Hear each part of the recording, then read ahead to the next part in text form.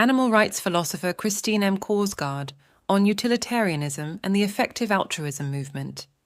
Eric, many animal welfare advocates seem to be utilitarians, possibly due to the influence of Peter Singer. But you, of course, are not a utilitarian. Why is it not a convincing moral philosophy, in your view?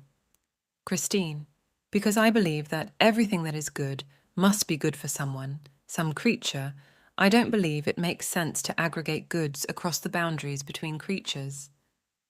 Of course, if you say, I can do something that's good for Jack, or I can do something that's good for Jack and also good for Jill, everyone thinks that the second option is better, and that makes it look as if aggregation makes sense. The more good, the better. The problem only shows up when you have to do some subtracting in order to maximize the total. If Jack would get more pleasure from owning Jill's convertible than Jill does, the utilitarian thinks you should take the car away from Jill and give it to Jack. I don't think that makes things better for everyone. I think it makes it better for Jack and worse for Jill, and that's all.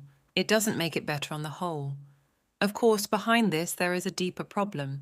Utilitarians think that the value of people and animals derives from the value of the states they are capable of, pleasure and pain, satisfaction and frustration. In fact, in a way, it is worse. In utilitarianism, people and animals don't really matter at all. They are just the place where the valuable things happen. That's why the boundaries between them do not matter. Kantians think that the value of the states derives from the value of the people and animals. In a Kantian theory, your pleasures and pains matter because you matter. You are an end in yourself, and your pains and pleasures matter to you. Eric, I have the impression that some utilitarian philosophers are having an outsized impact on the world.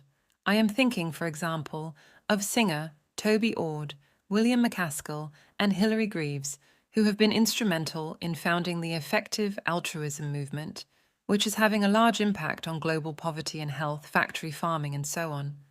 Is this a correct observation, do you think? If so, is it something about utilitarianism that spurs concrete action of this sort? And does Kantianism not? Christine, the idea of doing a lot of good has a lot of appeal. The effective altruism movement also appeals because of its focus on good you can do right now, and as an individual, at least as long as someone else is doing the complicated work of organizing the charity and distributing the proceeds effectively. The problem of global poverty requires a political solution. Charity, no matter how extensive, can never be more than a band-aid. But it does have immediate results.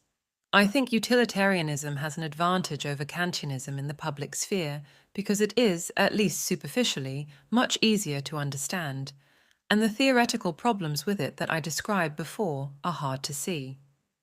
Christine M. Korsgaard is the author of Fellow Creatures, Our Obligations to the Other Animals.